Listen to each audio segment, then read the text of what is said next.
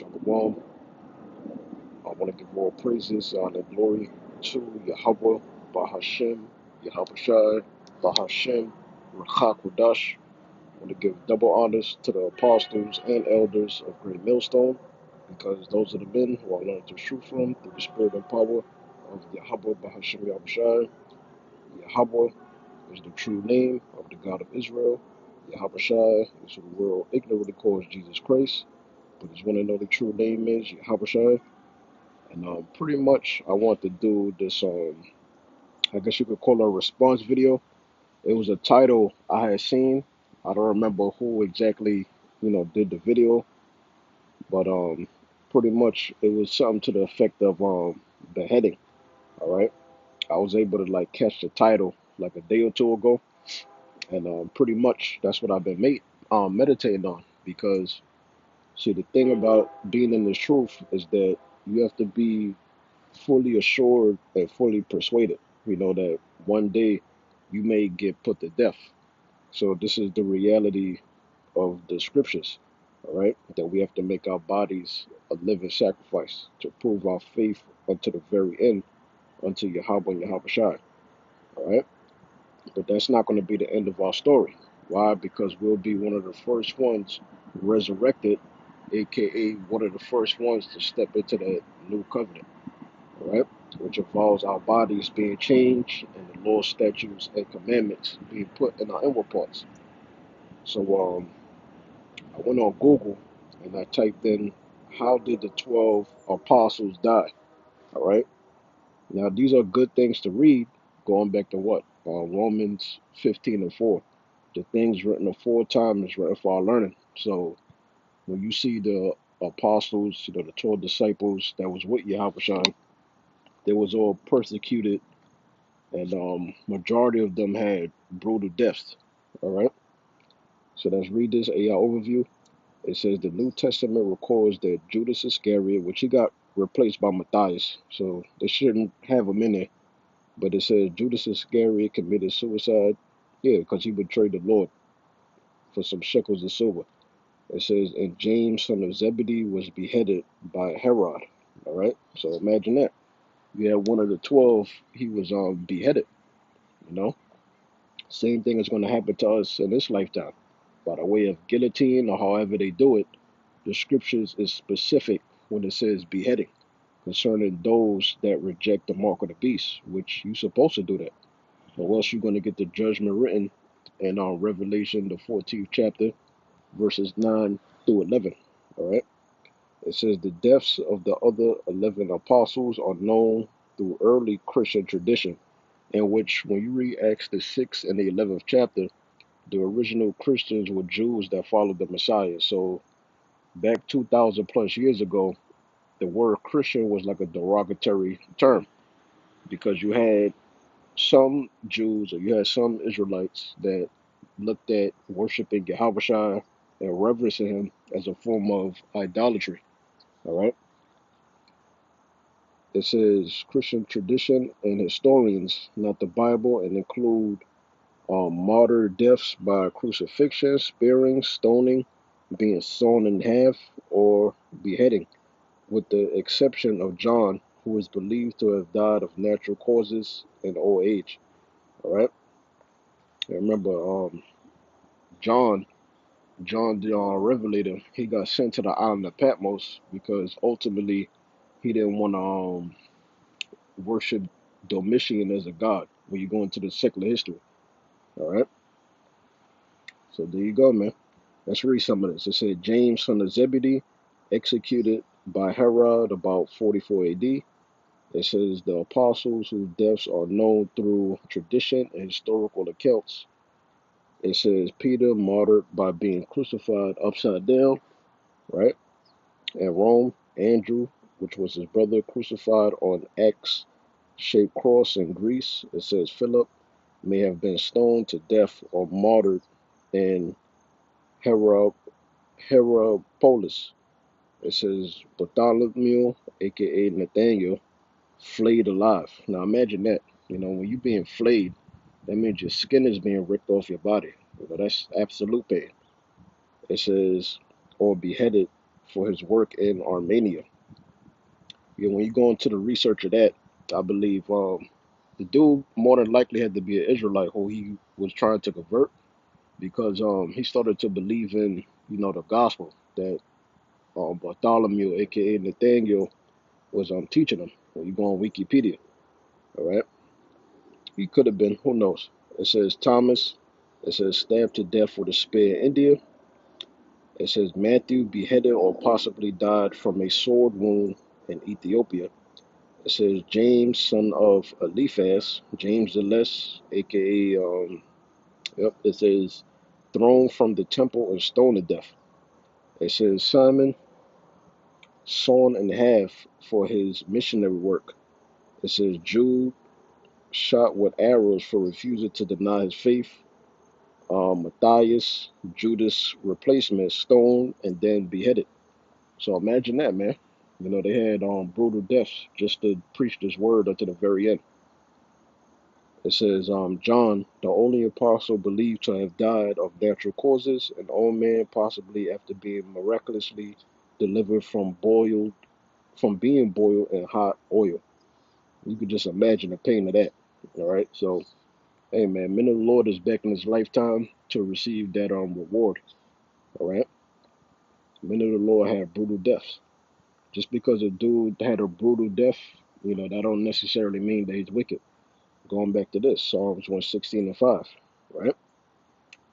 I just want to read this real quick, a overview. The phrase precious to the Lord is the death of his saints is from Psalms 116 and verse 15. In the Bible, it signifies that the Most High places immense value on the lives and deaths of his faithful followers. It says, this this precariousness, oh, yeah, I believe that's how you pronounce it. Let me just make sure. Let's see. Just give me 1 second. Preciousness. Preciousness. Okay. The word is preciousness. This preciousness refers to the deep significance of their transition into the Most High's presence, the Most High's care and preservation of their lives, and the ultimate hope of resurrection, not a positive valuation of death itself. All right. It says the Hebrew word for precious, yaquar, emphasizes great value, indicating that the Most High holds the lives and ultimate departure of his devoted people in high regard. All right, so it's balanced everything. So we could actually read it. This is Psalms chapter 116 and verse 15. It says, matter of fact, I'm gonna start up. Psalm 116 and 12. It says, what shall I render unto the Lord? Now the word Lord is the caps, so it's referring to the God of Israel, Yahweh, for all his benefits towards me. Yeah, man, the good, the bad, the ugly. All right, delivering you from trials or tribulations, different manifold temptations, right? Justifying you when you accuse falsely. It says, I will take the cup of salvation. And we know that salvation is what? Deliverance from ruin. And what's prophesied to be ruin? Babylon the Great, which is America. And we're going to be delivered by the way of the so-called UFOs, which are the chariots of Israel. Once we receive salvation by that tractor beam beaming up our spirits and placing our spirits inside of those immortal bodies, that's the elect of the nation of Israel stepping into that new covenant and having the privilege of being a part of that first resurrection, that first dominion. All right. It says, and call upon the name of Yahweh. All right. So when you read Sirach 17 and 10, it says what? That the elect shall praise the names of Yahweh, Yahweh Shai. All right. It says, I will pay my vows unto the Lord. And what's the vow that we pay to the Lord? To push this gospel to the very end, even if it involves being persecuted and suffering. All right. We know that one day through Yahweh Shai, we're going to be rewarded for our labor of love. Right. It says, we got to make our bodies a living sacrifice, no matter what we got to go through, even if we got to suffer wrongfully. It says, I will pay my vows unto Yahweh, now in the presence of all his people. And that's what we do, the street ministry, the live streams, the 3 videos or more a week that you may do, right? Those are spiritual sacrifices that we offer up through Yahweh's blood of sacrifice, because Yahweh is the one and only true high priest over all Israel. You know, technically ain't no high priest. All right, ain't no Levitical priesthood. Yahweh is the priest. It says precious, right? Going back to that Hebrew word yaquar, right? Precious in the sight of the Lord is the death of his saints. All right. So that's precious in the sight of the Lord, that we hold fast to the correct gospel and doctrine, which is able to make us wise unto salvation through Yahweh. Ultimately, going back to what? Predestination. Going back to the will of the Most High, who's going to be delivered before the foundation of the earth, right? So like I said, just because a man get put to death, that don't necessarily mean he wicked. Let's read this. It says, so you may have saw this dude in Revelation, the 2nd chapter, right, concerning Antipas, and they calls him what? The faithful martyr, right? So this is the AR overview. It says, quoting Revelation, right? Antipas or Antipas. It says likely refers to Hero, Hero martyr Antipas, the early Christian, meaning what? He was a Jew that believed on the resurrection. He believed on the correct gospel and doctrine, all right? And in order to prove his faith on the planet Earth, he had to get put to death. That's just a lot of some men. It says the early Christian bishop of Puerto, mentioned in Revelation 2 and 13 as a faithful martyr whose martyrdom occurred in the city of Satan's dwelling. All right, because that's how the scriptures refer to it when you read a couple of verses up. Now let me actually get the correct pronunciation of this word. Give me a second. Pergamum. Pergamum. That's the correct way how to pronounce that word. All right, Pergamum. All right, so that's pretty much it. So now let's actually go to the verse. This is Revelation 2, and this is then a message to Pergamum, which had to be one of the 7 churches of Asia Minor. Let's look it up though. See, yep, it says a city in ancient Mysia in Western Asia Minor. All right, and then it gives you, some other extras. So it says, I'm gonna read this. This is Revelation chapter 2 and verse 12. It says, and to the angel of the church in Pergamos write these things, saith he which have the sharp sword with 2 edges. It says, and I know thy works, and where thou dwellest, even where Satan's seat is. And thou holdest fast my name, and hast not denied my faith, even in those days wherein Antipas, my faithful martyr, who was slain among you, where Satan dwelleth. All right? It's not literally talk about where Satan dwelleth, like if it's in hell. It's not talk about that. It's just talk about how wicked that area is. Reading the NLT, this is Revelation 2 and 13. It says, I know that you live in the city where Satan has his throne, right? Because ultimately, going back to what? Satan is the God of this world, right? So it says, I know that you live in the city, NLT version, where Satan has his throne, yet you have remained loyal to me, right? So there's a lot of wickedness going on in that part of Asia Minor. Probably had a lot of fornication, idolatry, the worship of idols, different rituals and stuff like that. It says, you refuse to deny me even when Antipas, my faithful witness, was martyred among you there in Satan's city. So that city had to be extremely wicked in Asia Minor. All right. So that's why Antipas was put to death, because he remained loyal to Yahweh. And if you serve Yahweh, you're an enemy to this world. This world is going to persecute you. So let's jump back to the KJV, and let's go into this word martyr in the Greek. Waiting for this slow screen to load up. Just give me a second. All right. The Greek word is martus, and it says a witness, right? Because who's the faithful witnesses? The elect of the nation of Israel, right? It says, let's go down here.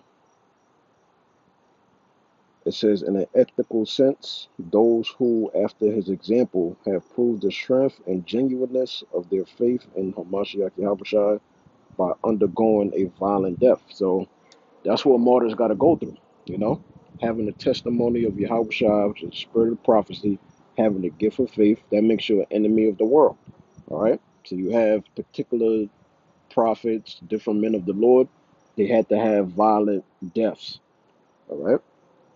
And the same thing is going to happen to us. You know, you got to remember that.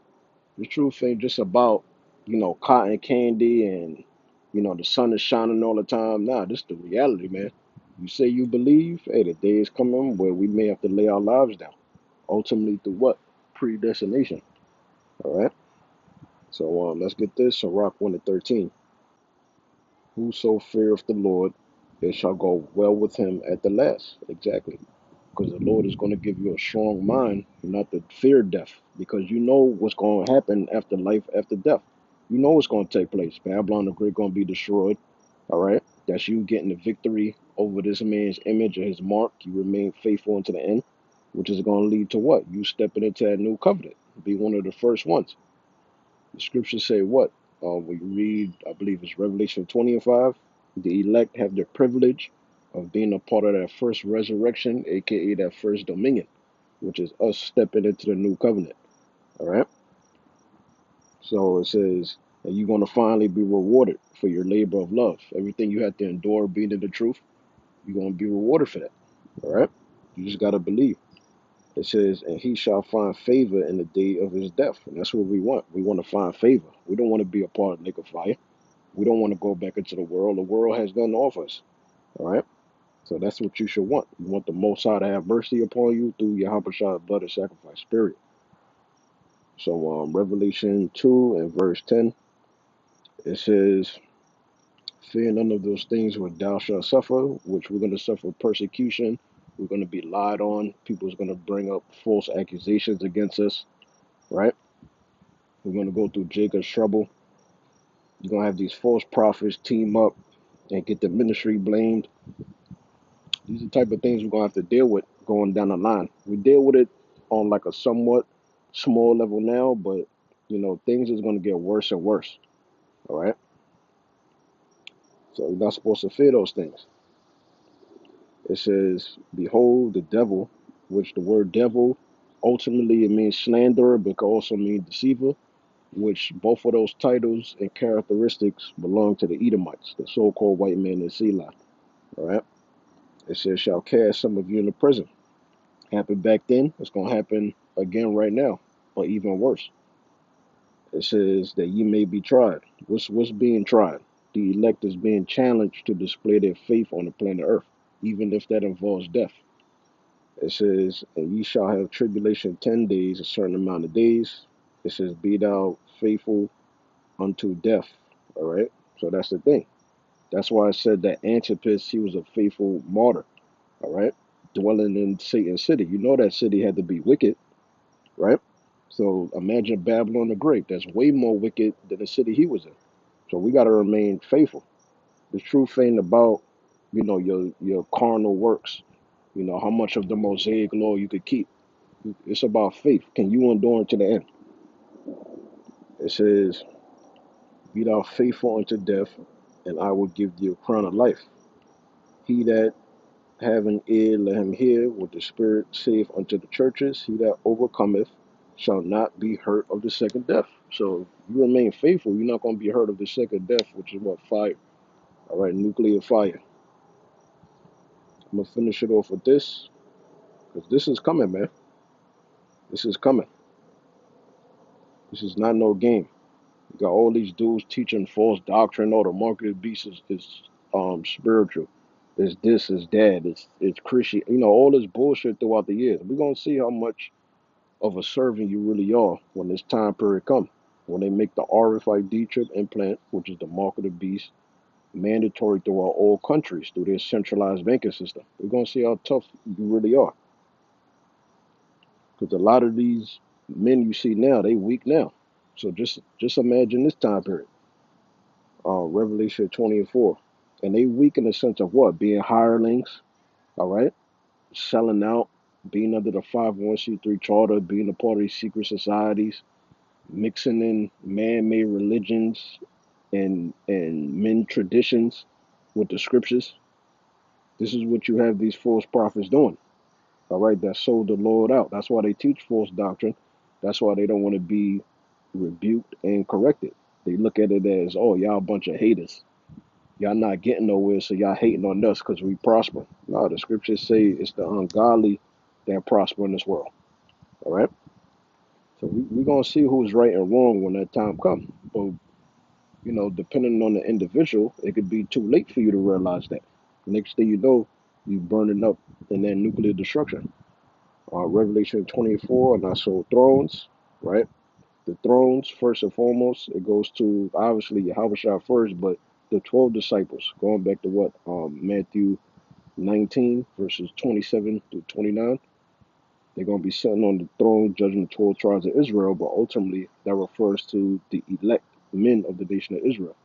That's a part of that main governing body, aka the tabernacle of David.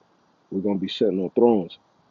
And they that sat upon them, the elect, which I just said, and judgment was given unto them, because we overcame, right? The Lord said He's going to make us a pillar in the church. It goes on to say, and I saw the souls of them that were beheaded, the elect of the nation of Israel, for the witness of Yahushua, and for the word of the Most High.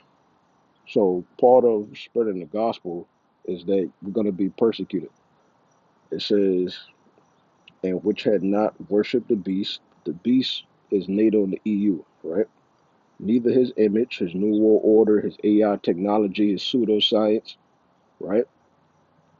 It says, and everything that come with the image, westernization, democracy, you know, these man-made religions, this feminist agenda, sodomite agenda, Hollywood, his military might, right? Neither had received his mark, right? Talking about the RFID chip implant, also known as the brain chip implant upon their foreheads or in their hands, left or right hand. If you get it, you're going to be destroyed with no mercy. And they lived and reigned with Hamashiach 1,000 years, because it's going to take 1,000 years for the kingdom of heaven to be built up. Going back to what?